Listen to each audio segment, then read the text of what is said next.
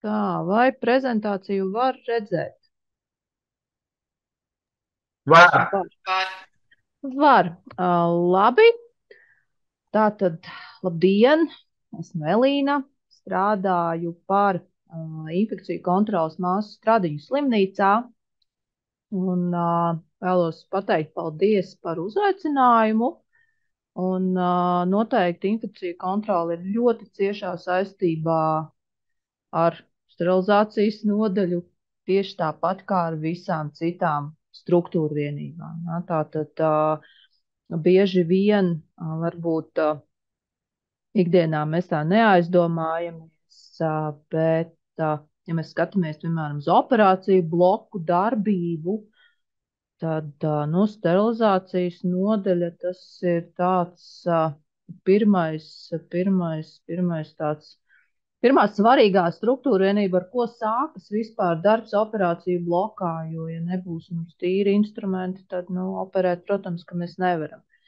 Un viens ir tas, ka mēs ļoti cītīgi skatāmies līdzi operāciju bloka tīrībai. Mēs tur veicam ģenerālās tīrīšanas katru nedēļu un dezinfekcijas un ko tik ne. Bet otrs ir, ka nu, tā sterilizācijas nodaļas tīrība jau ir tieši tikpat svarīga. Jā, ja mums tur tie instrumenti iziet pilnu šo te tīrīšanas, un dezinfekcijas un sterilizācijas, un pēc tam arī vēl uzglabāšanas, jā, tātad visi šie pilnie cikli, kas attiecīgi mums arī liek domāt to, ka sterilizācijas nodaļas tīrība ir tieši tikpat svarīga kā operāciju blokos un, principā, jebkurā šajā te paaugstinātas tīrības zonā. Jā, tas varbūt tā nedaudz ievadam. Par ziemu runājot, beidzot ir sniedziņš, ir gaišāks prāts, ārā gaišāks, bet, diemžēl, tā šļura tiešām ir ļoti nepatīkama. Un es domāju, šodien jau tā kā daudz maz normāli visus darbu atbraucām. Lielākais trakums bija vakar, kad es personīgi domāju, ka es uz darbam tiešām nenokļūšu. Tā. Pēc man, ir, viss kārtībā, slēdzās. Tad, nu, par ko tad es šodien runāšu? Skatoties arī pagājušā gada konferences materiālus, kur arī tātad par infekciju kontroli runāja infektoloģa Mārīta Kula, un es noteikti negribēju atkārtoties, gribēju jums šodien vairāk varbūt to uzsvaru nevis uz to, kā jātīra. Jūs, es domāju, tieši to ļoti labi zinat, ka instrumenti ir jātīra, kā tas jādara, un arī tātad šajās 3 dienās mēs to arī dzirdam.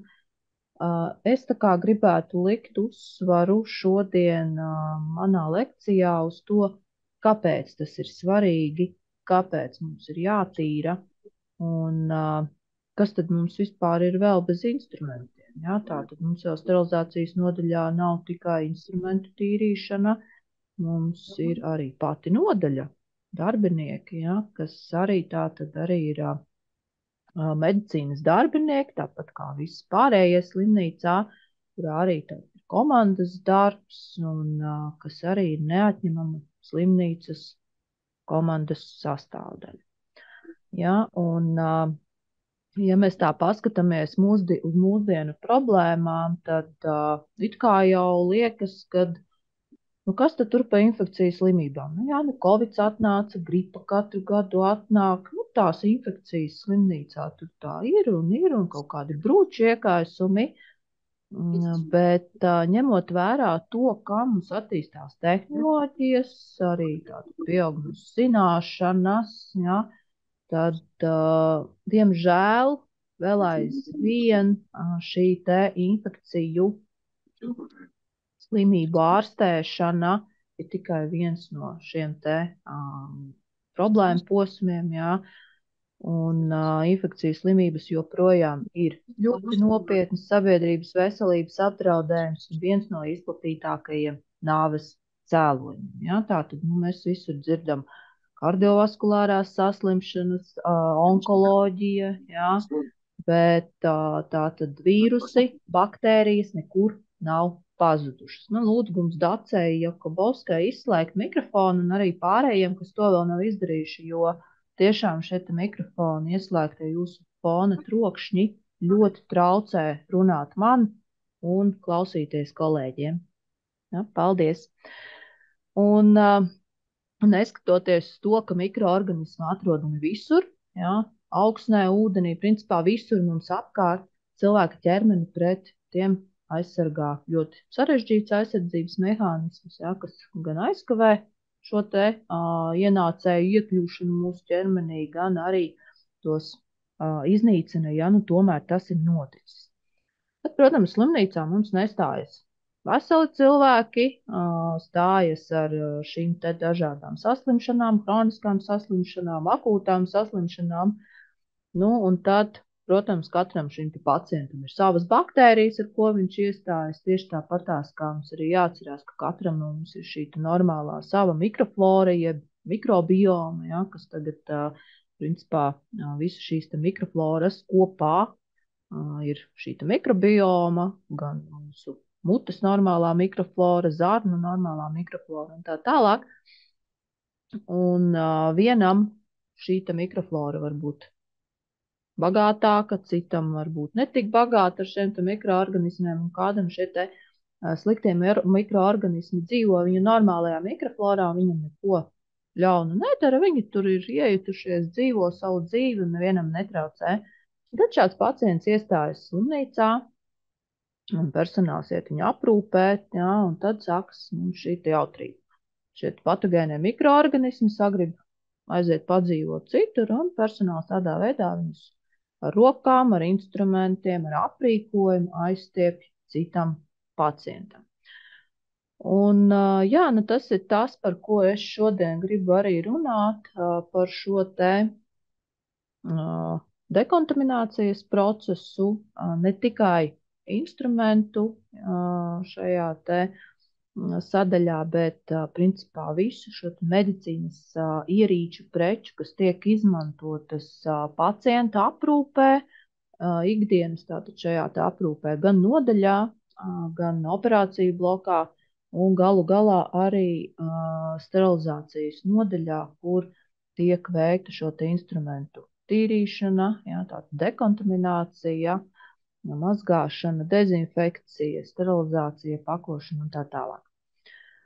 Un viens ir tas, ka šī mikroorganismu fiziskā noņemšana, beržot viņus no virsmām, ir ārkārtīgi svarīgs process, bez kura mēs nevaram iztikt arī instrumentu dekontaminācijas laikā. Un tā tad arī daudz dažādu šie pierādījumi, ja, kur šī mehāniskā tīrīšana ļoti tātad attīra šos te instrumentus, attīra virsmas, ja, un kā galvenais tīrīšanas veids ārstniecības iestādē mums ir tīrīšanas līdzeklis un ūdens. Ja? Nevis dezinfekcijas līdzeklis, nevis kādi agresīvi chlori, bet tieši ūdens ar mazgāšanas līdzekli. Ja? Tātad, lai mēs tīri mehāniski šo virsmu atbrīvotu netīrumiem, no biofilmas, ja? Kas tur varbūt jau ir uzaugusi uz tās virsmas vai uz tā instrumenta. Un tas ir tāds pirmais svarīgais posms, ar kuru vispār mums ir jāsāk. Nu, un ja mēs šo posmu izlaižam, tad, protams, par kvalitatīvu šo te virsmas tīrību mēs runāt nevaram. Un Spaldings bija viens no tiem, kas pirmais izstrādāja šo te pamatojumu dekontaminācijas pieeju, ko vēl aizvien arī izmanto infekciju kontrolas speciālisti. Ja, un tātad šī dekontaminācijas metode, kā jau mēs zinām, ir atkarīga no daudziem faktoriem. Ja, gan no tā, kur mēs to aprīkojumu instrumentu izmantojam, gan no tā, cik šis te priekšmets ir piesārņots, ja, vai kādu apstrādes veidu mēs varam izmantot šim priekšmetam, jā, varbūt tikai augsto apstrādi, vai varam arī šo tvaika karsto, vai kādas ķīmiskās vielas mēs drīkstam izmantot, lai nesabojātu materiālu un tā tālāk. Un, kā jau jūs arī visi ļoti labi zinat, tad šīs te medicīniskās iekārtas visas tiek sadalītas 3 kategorijās. Augsta riska, šie kritiskie, ja, vidēja un minimāla. Ja. Tātad minimālā riska būs, tad, kad saskarās ar šo pacientu veselo ādu. Bet, jā, it kā jau infekciju skaits tikai samazinās, ja, mums ir ļoti daudz šīs nāves, kas ir saistītas ar neinfekciju slimībām, jo mums ir labāka infrastruktūra, mums ir sterilizācija un dezinfekcija. Ja? Tātad šie ķīmiskie līdzekļi. Mēs zinām, kā apstrādāt, mēs zinām, kā iznīcināt dažādus mikroorganismus, vīrusus, sēnītes un tā tālāk. Mums ir labāks aprīkojums, ja? Tātad mazinvazīvās operācijas, kuras jau var veikt arī roboti. Antibiotikas. Mums galu galā ir antibiotikas, ar kurām mēs varam mikroorganismus nogalināt. Un roku higiēna. Šis punkts gan man šeit ir beigās ielikts. Roku higiēna mums ir, bet cik lielā mērā un cik kvalitatīva tā ir, par to mēs parunāsim vēl nedaudz vēlāk. Un varbūt nedaudz no tādiem faktiem, lai jūs tā kā arī saprastu, kur ir meklējumi pirmsākumi vispār šīm te infekciju izplatībā. Ja? Un, paša infekciju izplatību mēs iedalām 4 posmos, kas ir pirmais līdz bakterioloģijas ērai, tad, kad nebija pilnīgi nekādas nojausmas un saprašanas par to, kas izplatās, cilvēki slimoja, mira, nonāca slimnīcā, inficē viens otru, inficē personāls inficē pacientus, un tā viņi visi mira. Kaut kas, protams, arī izārstējās. Ja? Tad otrais mums ir antiseptikas un aseptikas ēra, 19. gadsimta otrā puse. Šis ir sākums roku higiēnai. Šeit jau sāka apjaust roku higiēnas nozīmi, kas tad arī krasi mazināja šo te infekciju daudzumu, bet tāds lielākais izrāviens ir antibiotika vēja. Ja? Tad, kad nedaudz pirms otrā pasaules kara apritē ieviesa šo penicilīnu. Izgudroja viņu aptuveni ap 28. gadu, bet, kamēr notika visi šie pētījumi, sanāca beigās 41. Ja? Kad reāli sāka arī ārstēt cilvēkus. Un 40. 50. gados bija ļoti minimāls nazofālo infekciju skaits. Cilvēki pārtrauc mirt no tuberkulozes, no plaušu, tātad šīs te pneimonijas, un visām citām iekaisuma slimībām. Beidzot varēja sākt veikt normālu operācijas, plašas šīs operācijas, varēja sākt domāt par plašākām transplantācijām, sākt šo transplantācijas ēru. Un tad, protams, kad šīs antibiotikas glāba visus šos pacientus, kas agrāk būtu nomiruši no šīm brūču infekcijām. Mūsdienas diezgan bēdīgi. Mūsdienās ir pēdējie 3 līdz 4 gada desmiti, kad mikroorganismi ir izveidojuši šo rezistenci pret antibiotikām, un pakāpeniski mums šīs infekcijas slimības daudzums arī pieaug. Un nestāstīšu jums gari un plaši par statistiku. Es domāju, to jau jūs paši arī redzat. Jā, tie ir miljoni pacienti, kas katru gadu iegūst ar veselības aprūpi saistītu infekciju. Tā ir tikai Eiropa. Vismaz vienam no 20 pacientam rodas šī ar veselības aprūpi saistītā infekcija. Jā. Protams, tas ir atkarīgs no valsts, no šī ekonomiskā stāvokļa. Un slimnīcās ar ierobežotiem resursiem, protams, šis procents arī ir, saslimšanas procents ir lielāks. Un tūkstošiem nāves, jā, tātad arī no šīm veselības aprūpu saistītajām infekcijām. Un gribu arī atgādināt to, ka ar veselības aprūpu saistītā infekcija jau nav tikai tas mikroorganisms, kas tur ielien tai brūcē un rada to iekaisumu, jā. Tie ir arī visi vīrusi. gripas, covidi, viss, kas pacientam var pielikt slimnīcā atrodoties, ja, ko var atnest radinieki, ko var atnest personāls, ja, ko var pacients inficēties arī no apkārtējās vides. Nu, kas tad mums to infekcijas attīstību sekmē? Protams, ka ir šie te pacientu saistāmie riska faktori, pacientu aprūpi un ārstēšanu saistītie riska faktori. Un, nu, šodienas tāds tuvākais mums ir šī apkārtējā vide, ja, un ar to saistītie riska faktori. Gan šie te neapmienošie sanitāri higieniskie apstākļi, kas mums iekļauj telpu uzkopšanu, tātad telpu arī grīdu, virsmu dezinfekciju, ja, gan veļas maiņu, atkritumu utilizāciju, savākšanu un tā tālāk.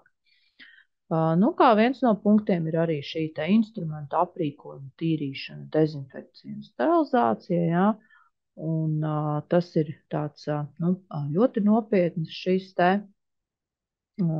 punkts, kas iekļauj arī tātad šos te visus ķirurģiskos instrumentus, jā, operāciju veikšanu, un tātad tur šī te kvalitāte ir vajadzīga tiešām pati labākā. Nu, neventilētās telpas, netīrs gaisa, cevišķi operāciju zālēs, pārsienamajās istabās, jā, pārāk daudz cilvēku operāciju zālēs, tīpaši šīs operāciju zāles vēl mazas, šauras, tur ir liela komanda, un tad tur vēl salien studenti, skatītāji, un vēl kas tik ne. Nu, tad, protams, šis gaisa piesārņojums arī ir daudz lielāks. Nu, tas viss var ietekmēt šo te brūces dzīšanu. Ja gaisā nokļūst kādas baktērijas, kas var iekļūt arī brūcē, ja, tīpaši šie vīrusi, kas lido pa gaisu, vai kādreiz, ja kāds no personāla ir arī MRSA nēsātājs, ja, tāds šī mecilīna rezidentā stafilokokus aureus nēsātājs, nu, MRSA kādreiz spēja arī palidot pa gaisu, ja, jo mums ir bijuši šie gadījumi, kad arī personāls ir MRSA nēsātājs.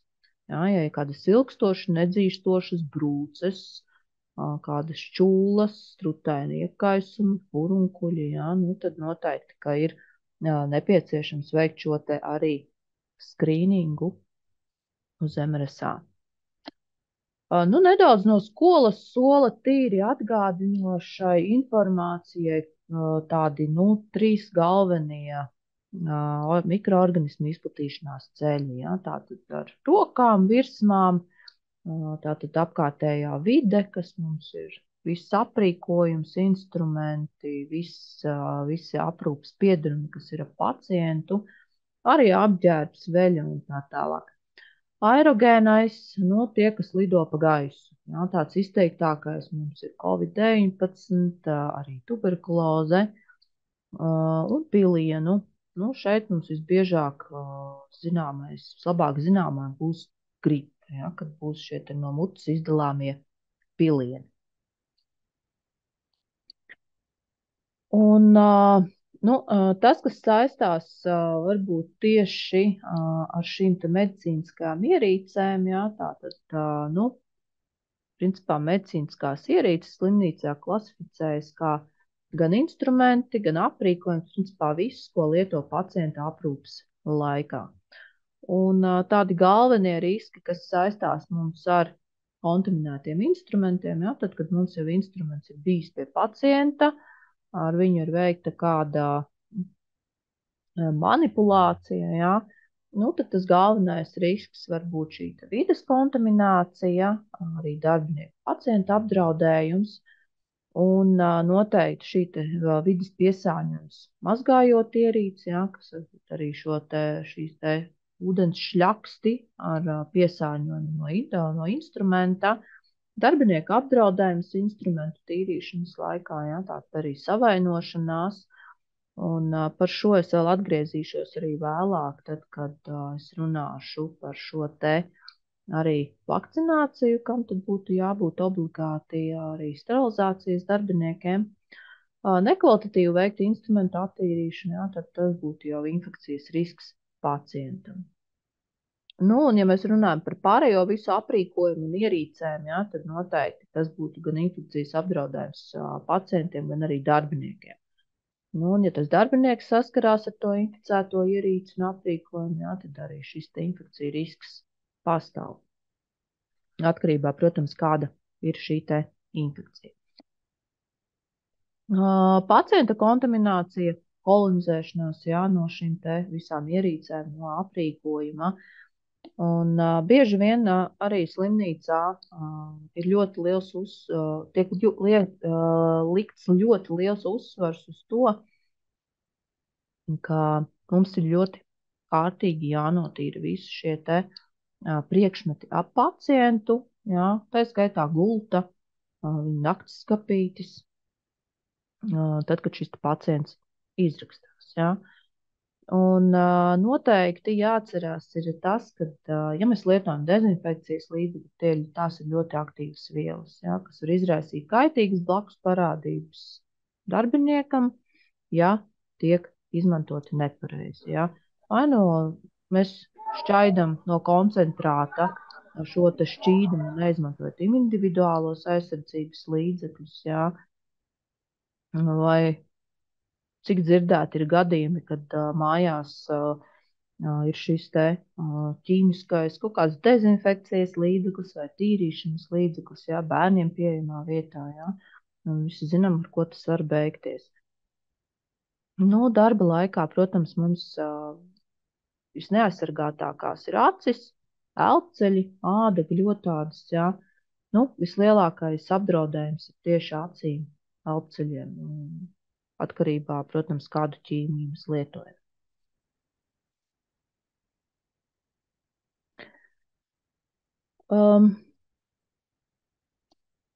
Protams, kad ir ļoti daudz dažādu šo pētījumu par mikroorganismu pārnesi, jā, tātad no virsmām.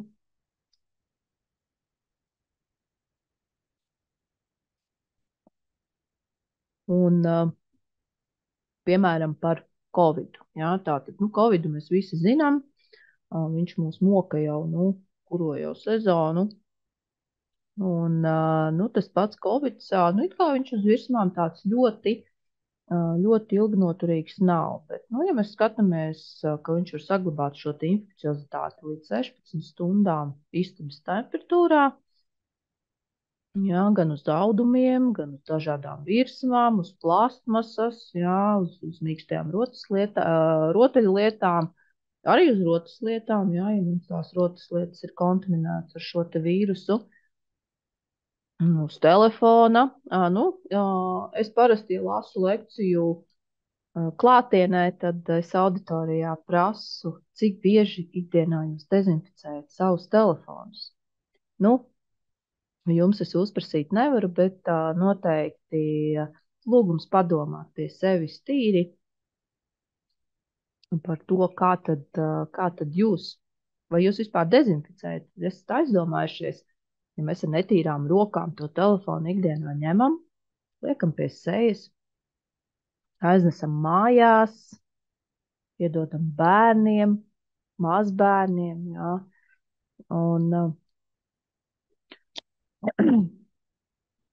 Un, protams, kad šādā veidā mēs arī šos te mikroorganismus, vīrusus varam pārnēsāt.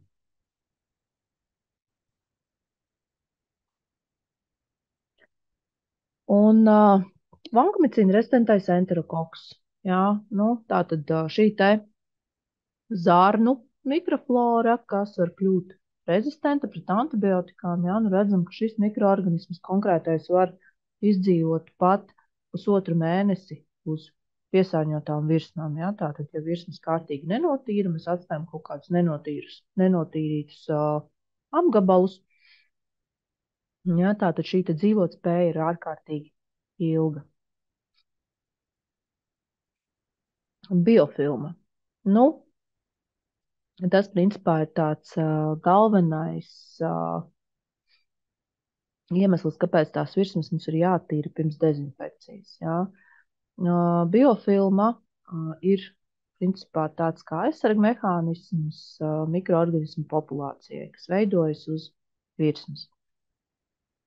Un biofilmas veidošanās sākas no tā, kad mūsu mikroorganisms piestiprinās pie virsmas,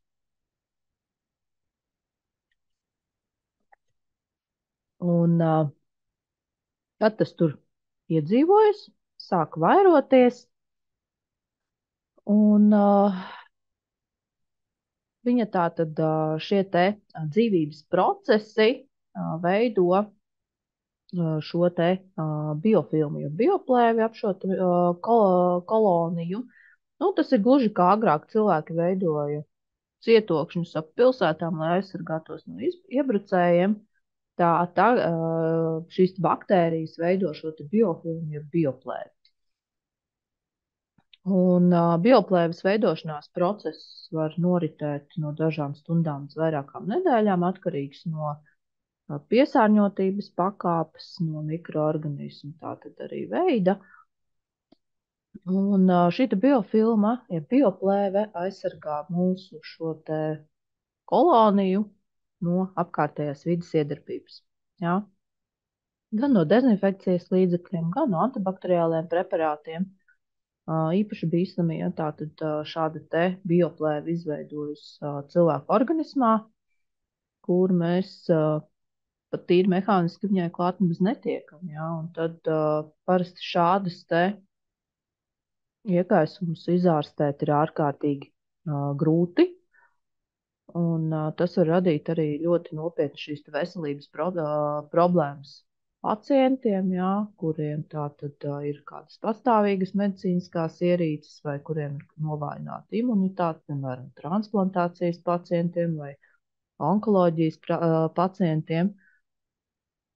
Un šī bioplēves izpētes procesi vēl aizvien notiek, jo daudz kas par to vēl nav zināms. Bet zināms tas, ka šo bioplēvi mēs varam noņemt tīri mehāniski. Ja? Un šeit arī ir šis princips, uz ko es gribu vērst jūsu uzmanību šodien, kad cik ļoti svarīga ir šī mehāniskā virsmas tīrīšana, ja? Un tikai pēc tam dezinfekcija. Nu, un ja mēs paņemam šo dezinfekcijas salveti, tad, protams, mums ir reizē gan šī mehāniskā tīrīšana, gan arī dezinfekcija. Bet, ja mēs kārtīgi gribam virsmas notīrīt, jā, vai tas būtu galds, vai tas būtu ķirurģiskais instruments, viņš ir jāņem un jātīra. Jā, jāņem ir virstīte vai lupata vai švamīte un jātīra. Jā, tātad tīri mehāniski jānoņem šīs biofilmas. Tikai tad mēs varam klupt virsū ar šo dezinfekcijas līdzekli, bez kā mēs, protams, arī nevaram iztikt.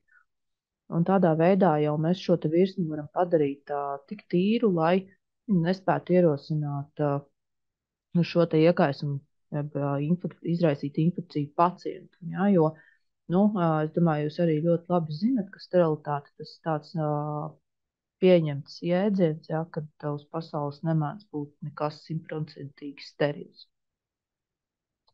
Un šī sterilitāte, tas ir vienkārši šis jēdziens, kad ir pats minimālākais mikroorganismu skaits uz virsmas, kurš nespēja izraisīt šo te infekciju. Un, kā jau iepriekš minēju, tad ir tiešām daudz šo te dažādu pētījumu un informācijas par šo te dzīvotspēju uz virsmām, un daudzi vīrusi ir ar ļoti augstu šo patogenitāti, kas nozīmē, ka ir nepieciešama ļoti, ļoti maza vīrusa, baktērijas daļiņa. Ja, pārsvarā šī patogenitāte ir vīrusiem, lai cilvēks saslimtu. Ja. Piemēram, tie ir šie tā saucamie vemšanas caurejas vīrusi, ja, rotavīrus, noravīrus. Viņi tātad tur ir ļoti, ļoti maza šī vīrusa daļiņa vajadzīga, lai saslimtu. Tas nozīmē, ka viņš ir ļoti vīrus. Tātad lipīgs, jā, šis vīrus un ar augstu patogenitāti. Tāpatās arī dažas baktēriju sugas, jā, piemēram, tā pati Clostridium difficile, kas izplatās ar sporām. Un, nu, šeit jāsaprot, ka dezinfekcijas līdzeklis, ja šis spirts mums šajā gadījumā vispār neiedarbosies uz šīm sporām, jā, nu, tad te mums vajag šos sporicīdos līdzekļus, jā, vai chloru, kas jau ir tātad arī augstākas pakāpes šie dezinfekcijas līdzekļi. Un, protams, daudz dažādu šo te pētījumu par multirezistentajām baktērijām, ka tās var izdzīvot dienas, stundas, nedēļas, mēnešus uz dažādām virsmām. Jā. Vēl viens fakts par pseidomoniem, jā, tātad sēnēm. Pseidomonas ir sēnes, kas ļoti labprāt aug visur, kur ir mitrs un tumšs, un tur noteikti pseidomonas augs visur. Tāpēc, ja mēs taisam uzsējumu no izlietnes, mēs nebrīnamies, ka tur augs pseidomonas, jo principā jau ūdenī normāli viņas arī aug. Nu, vairāk mūs uztrauc, ja mēs tur atrodam pseidomonu, kas ir rezistenti uz visām antibiotikām, ja? Nu, tad mēs sākam uztraukties, jo pseidomonas ir tās, kas var izraisīt ļoti nopietnas brūču infekcijas. Ja? Protams, jebkuras infekcijas var gan asinsrites infekcijas, bet visbiežāk viņām visvieglāk ir iekļūt tieši brūcēs un tur izraisīt ļoti nopietni šīs te grūti ārstējamas infekcijas. Ja? Tāpēc ķirurģijas nodaļās, kur noteikti pacienta aprūpe, tīpaši ķirurģiskās nodaļas, transplantācijas nodaļas, operāciju bloki, ja? Nedrīkst būt šie te puķūdeņi. Ja?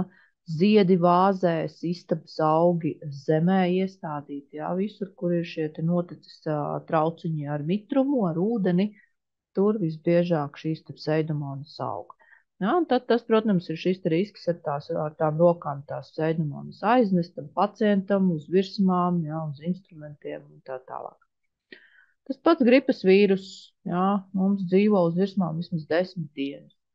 Nenomazgājam rokas, ja, tā tad paņemam no virsmas gripas vīrusu, rokas nenomazgājām, paberzējām acis. Nu, tad tālākais jau ir atkarīgs no mūsu organisma. Būs gripa, nebūs gripa, jā, tātad tur jau darbosies jūsu imunitāte. Jā. Tā kā atceramies, ka caur gļotādām ļoti viegli mēs varam dabūt arī visādi šīs te vīrusu infekcijas un noteikti acu gļotādi, deguna gļotādi, mutes gļotādi ir tās vietas, kas ir kas baktērijām, vīrusiem, kā ieejas vārti, ir ļoti pateicīgi, jā. Tā kā noteikti par to ikdienā arī vajadzētu piedomāt. Nu, ja mēs runājam par šo te kontaktu transmisiju, kas mums ir tātad, nu, tāds spilgtākais pārstāvis ir šīs multiresistentās baktērijas, ja, nu, tad galvenais mums ir roku higēna, individuāla aizsardzības līdzekļi. Un noteikti, uz ko es gribu likt uzsvaru, kas arī tātad ikdienā pieklibo personālam, ir šī roku higēna pirms un pēc cimdu lietošanas. Jā, jebkurā gadījumā, ja mēs tos cimdus lietojam, mums roku higēna jāveic tāpat. Jo, nu, daudzreiz šis te uzskats, ka, nu, lietojam cimdus, priekš kam tad vēl rokas jādezinficē. Un es ar vājprātu skatījos to pirmo Covid vilni, kas atnāca Latvijā, kad lielveikalos sāka lietot šos te cimdus. Tas bija kaut kas briesmīgs, kā visi ieiet veikalā, nogrābst to cimdu kušķi, paņem tos cimdus, kurus jau ir nogrābstījuši 10 citi, un tad viņš iet un grāsās gar tām precēm, tad pēc tam stāv pie kases, iebrauc somā ar tiem cimdiem, izvelk mobilo, pieliek pie sejas, ja? Un roku higēna 0. Un, protams, ka nu, tas ir tāds ļoti primitīvs piemērs, diemžēl, sabiedrībā redzēt, bet nu, slimnīcā mēs noteikti tā nedrīkstam darīt, ja?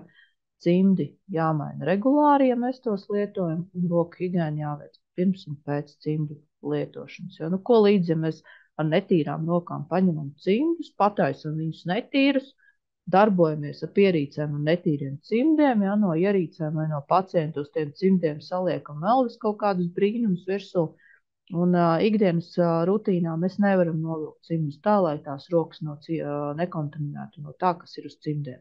Tā kā attiecīgi, ja mēs visas dienas garumā mainām cimdus, nedezinficējam vai nemazgājam rokas, tad dienas beigās tās rokas mums ir ar visu floru, kas nu tur mums tajā telpā, kurās esam strādājuši, ir. Ja?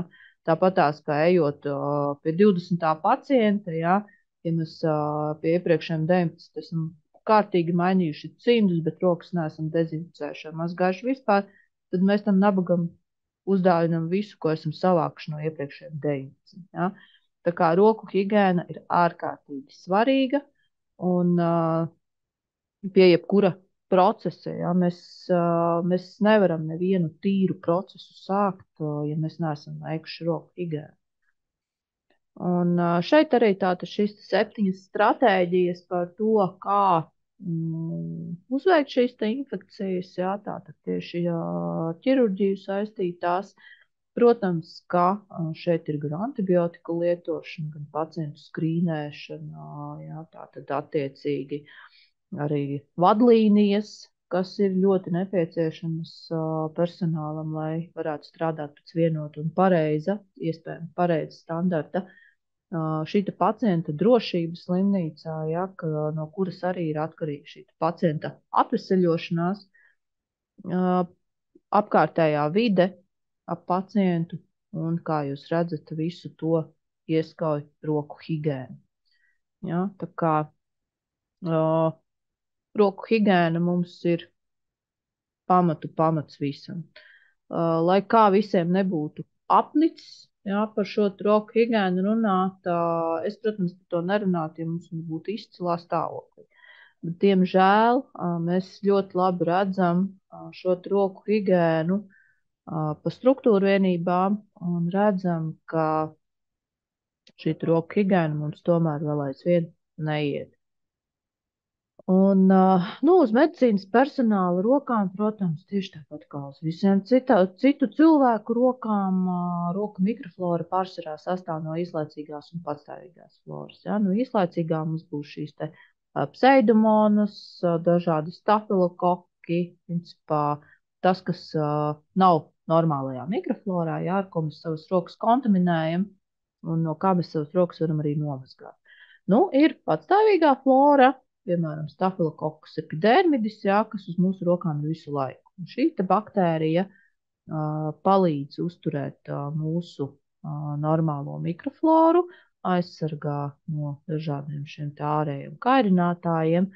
Un, kā jau zinām, āda ir mūsu tāds lielākais orgāns, ja, un arī tai ir sava normālā mikroflora. Un, ja mēs to neatbilstoši nekopjam, pārāk bieži mazgājamies dušās, jā, ar dažādiem tīrīšanas, mazgāšanās līdzekļiem, attaukojam, atnomazgājam, jā, tad tā āda nespēja šo aizsardzības slāni uzaudzēt atpakaļ, un tad arī var rasties dažādas šīs alerģijas un iekaisumi, reakcijas.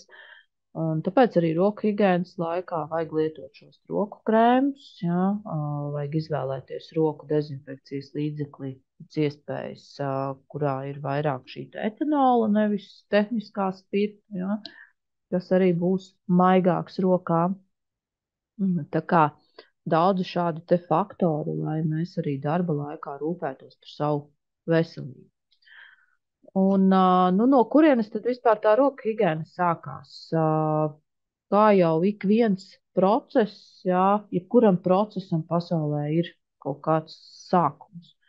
Un roku higiēnai sākums bija šis 19. gadsimta vidus, ko es jau iepriekš arī minēju par šo te infekciju kā samazināšanos šajā te laikā. Jā. Nu, pirmais tāds kaismīgākais roku higiēnas aizsācējs bija ungāru ārsts Ignas Semmelweis, kurš arī izstrādāja šo teoriju, to, ka slimnīcā iegūtās slimības tiek pārnestas ar rokām. Nu, viņš bija dzemdību ārsts, viņš arī tātad, kā redzat šeit, mazgā rokas ar chloru saturošu šķīdumu pirms katra kontakta ar pacientu. Ja, un, nu, šeit arī tātad šis te grafiks. Es domāju, ka komentārus neprasa, ja. Sākās roku higiēna, ļoti strauji šī te pacienšu mirstība samazinājās. Ja. Tātad, nu, tajos laikos ļoti daudz sievietes mira ar šo pēcdzemdību drudzi. un attiecīgi tātad šī te roku higiēna, protams, šo stāvokli sāk arī uzlabot.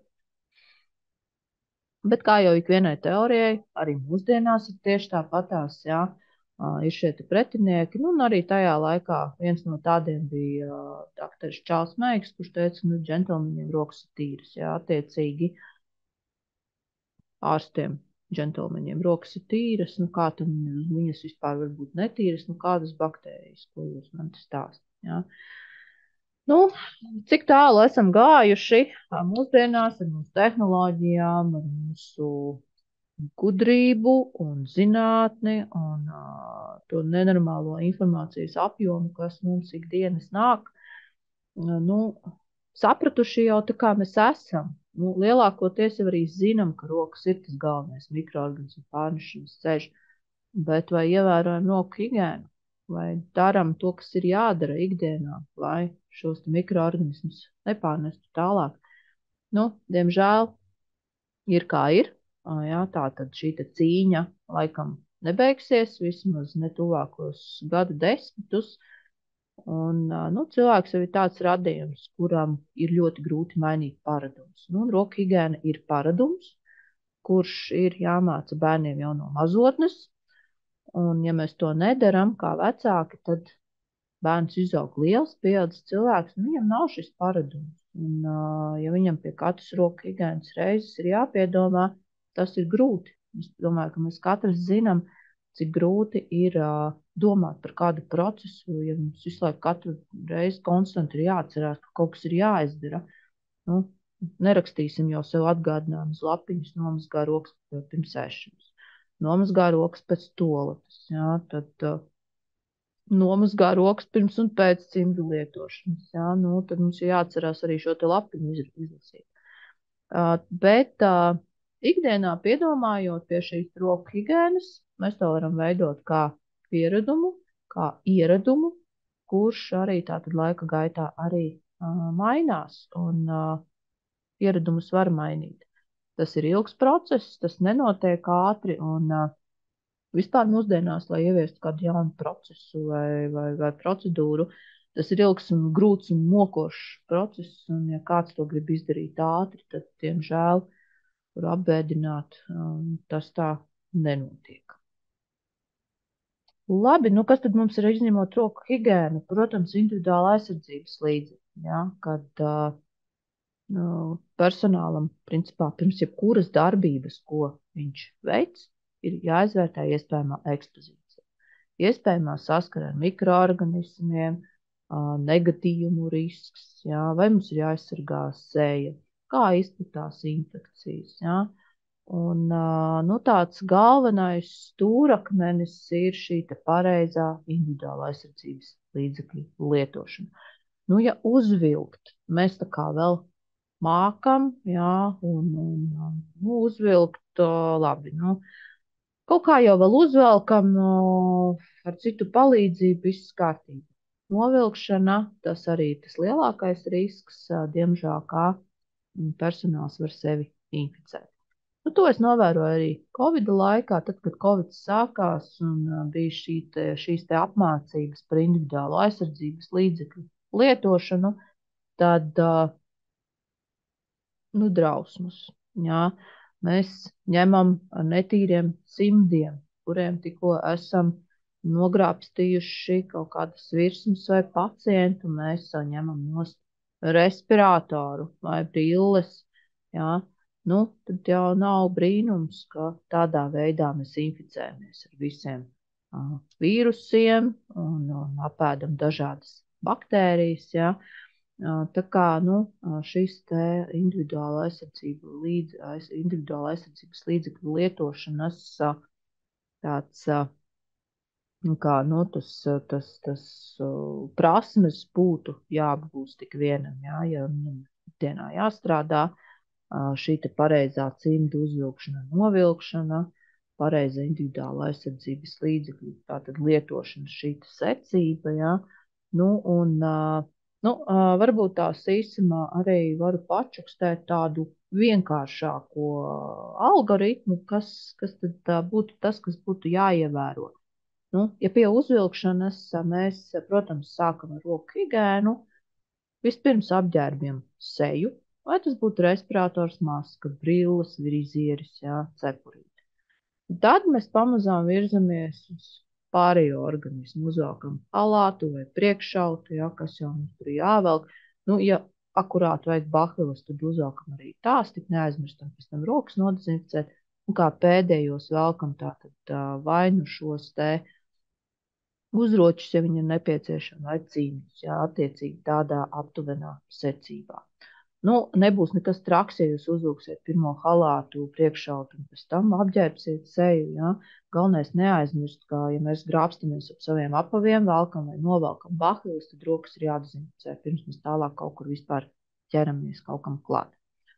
Pie noģērbšanās ir nedaudz sarežģītāk. Tur gan vajadzētu atcerēties to, ka seju mēs vienmēr noģērbjam pēdējo.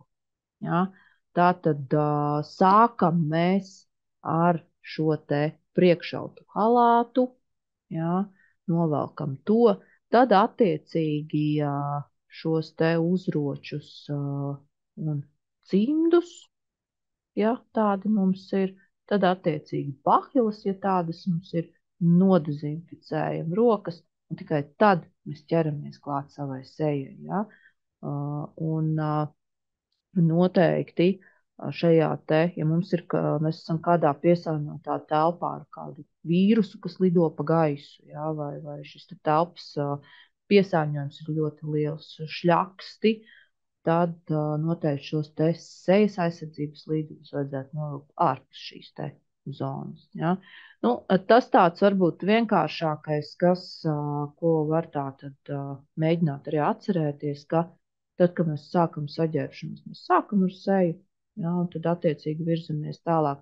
Tad, kad mēs sākam noģērbšanos, tad mēs pabeidzam ar seju. Attiecīgi noģērbjam visu pārējo, un tad noģērbjam seju. Esmu tikusi gandrīz līdz noslēgumam, vēl pāris pavisam īsi slaidi. Tas varbūt tās uzsvars ir uz šo multirezistento baktēriju izraisītām infekcijām, kas šobrīd mums ir ļoti aktuālas. Un es domāju, ka daudz arī vēl nav apzinājušies šo te aktualitāti, jo var pienākt brīdis, kad mums nebūs antibiotiku, ko lietot. Ja Covids atnāk kā jebkurš vīrus, simptomātiski mēs šos vīrusus varam izārstēt, vakcīnas varam izstrādāt un pielietot tātad šīs dažādas ārstēšanas metodas, tad, diemžēl, ja antibiotika nebūs, tad nebūs citu vēstošu, ar ko ārstēt. Jo cilvēks pagaidām nav izdomājis, kā savādāk šīs baktērijas iznīcināt, un šobrīd tā ir tā galvenā problēma, kas ir kļūst jau arī globālu problēmu, ar ko mūsdienās tātad ir jāvērš šī uzmanība, un es domāju arī tātad sabiedrībā ir noteikti daudz par maz šīs te informācijas par to, kas mums var sagaidīt nākotnē, ja mēs nopietnāk nesāksim attiekties pret antibiotiku lietošanu, pret šo te infekciju kontroli slimnīcā. Un, protams, šī te virsma nozīme tīrībā, es domāju, ka to jūs visi zinat un saprotat, kāpēc tā ir ļoti svarīga. Un, ja mums nebūs tīru virsmu, ja mēs neveiksim roku higiēnu, tad mēs varam iepirkt pašas dārgākās tehnoloģijas, pašas krutākās ierīces, bet tam visam nebūs jēgas. Darbiniekiem noteikti ir jābūt izpratnē par infekciju risku mazināšanu, tāpat vides tīrība, roku higiēna, individuāla aizsardzības līdzekļu lietošana, lai mēs ar tiem tiešām sevi pasargātu, nevis tikai papildus vēl apdraudētu. Aseptika, antiseptika, tātad šo te principu pareizā ievērošana un noteikti pareiza dezinfekcijas līdzekļu izvēle. Gan koncentrācija, gan attiecīgi šī te pareizā lietošana pie attiecīgajām baktērijām, kad mums ir šīs te iedarbības spektrs, tieši tāpatās kā arī šīm antibiotikām. Un, kas vēl ir tas, kas slimnīcā mums sagādā problēmas? Tas noteikti ir šīs te lielās palātas, kuras ir pārpildītas ar pacientiem, jā, ka 4-vietīgas, 6-vietīgas palātas. Principā Eiropā tādās modernākajās valstīs mēs ejam uz šīm vienvietīgajām palātām. Diemžēl Latvijā izskatās ne visur mēs to vēl esam sapratuši, ka tomēr ilgtermiņā, sākumā tie tēriņi, protams, ir daudz dārgāki, jā, mums lētāk uzbūvēt vienu 4-vietīgu vai 6-vietīgu palātu nekā 4-5 vienvietīgas palātas. Ventilācija, jā, tas īpaši aktuāli ir šajos te vecajos infrastruktūras korpusos, piemēram, Stradiņos un arī citās slimnīcās. Skatoties arī šo būvniecības kvalitāti mūsdienās, arī tur šī ventilācija pat nav tas, kas noteikti būtu pareizi bieži vien izbūvēts. Nepietiekamā vides tīrība, jā, arī šī temperatūra, dēļ tā, ka mums vai nav ventilācijas, vai tad arī nav šīs te iekārtas, kas šīs te karstās telpas atdzesē. Ja mums ir reanimācijā vai operāciju blokā vasarā virs 25, 26 grādi, tad tur infekciju attīstības risks ir vienkārši kosmosā.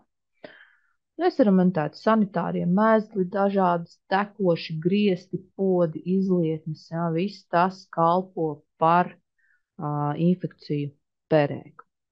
Vēl viens tāds neliels sīkums kā pelējums, jā, kas var rasties jebkurā telpā, kur ir mitrums, netīrība, jā, it īpaši, kur ir pabijis mitrums. Tur šī te visbiežāk aspergila arī augs. Un tā ir visur pasaulē mītoša pelējuma sēne, kas izplatās ar sporām.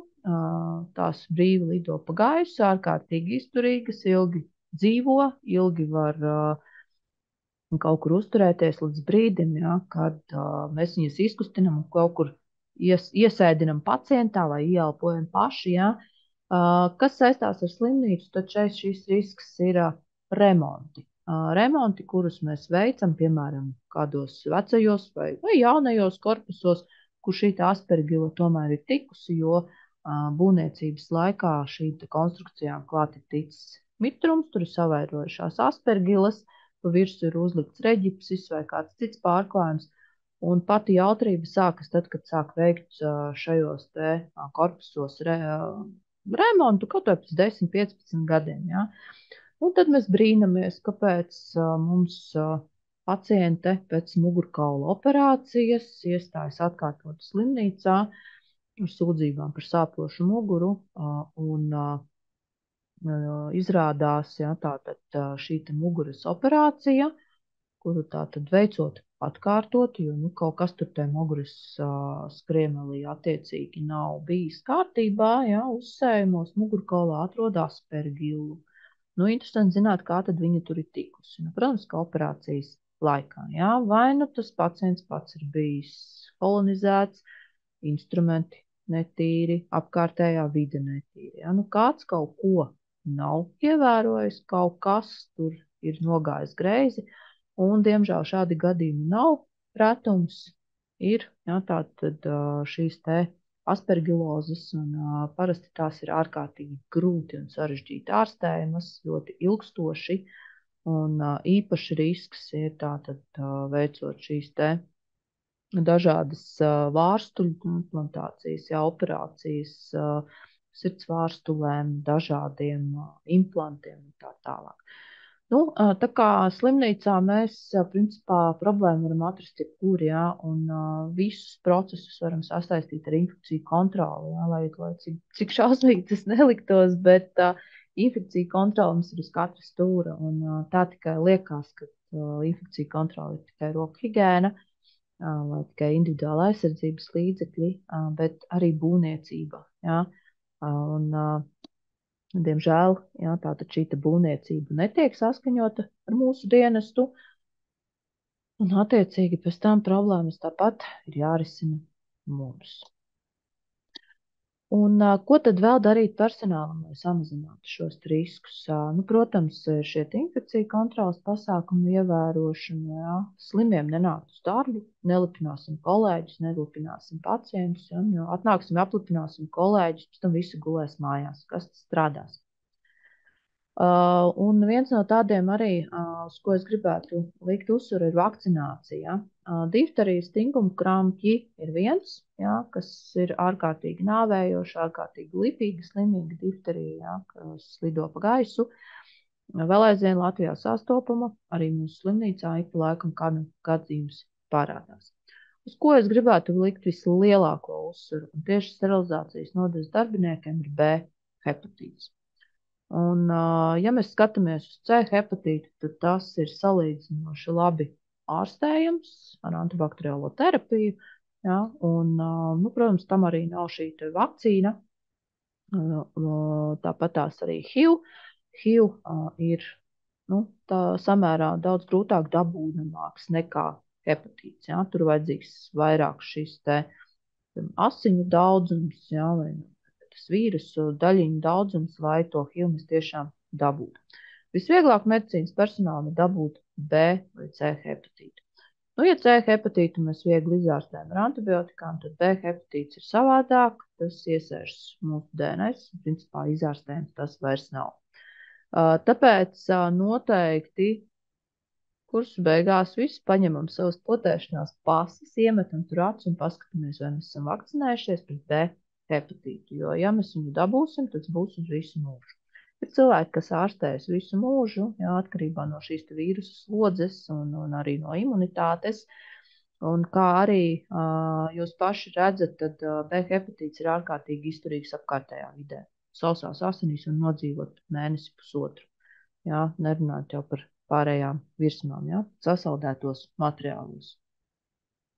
Tā kā to noteikti paskatieties, jo, īstenībā jau arī pēc ministra kabineta noteikumiem difterijas, stingumkrampji un B hepatīts ir obligātās vakcīnas, jā. Un B hepatīts ir obligāts visiem tiem, kas strādā ar netīriem asiņainiem instrumentiem, jā, vai saskarās ar šīm te netīrajām ierīcēm. Pavisam īsi pēdējais slaids, es jau zinu, ka man jau laiks ir beigt.